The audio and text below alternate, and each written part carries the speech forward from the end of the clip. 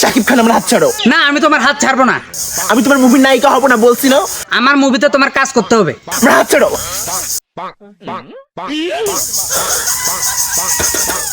এই হাত ধরার অধিকার তোমাকে কে দিয়েছে?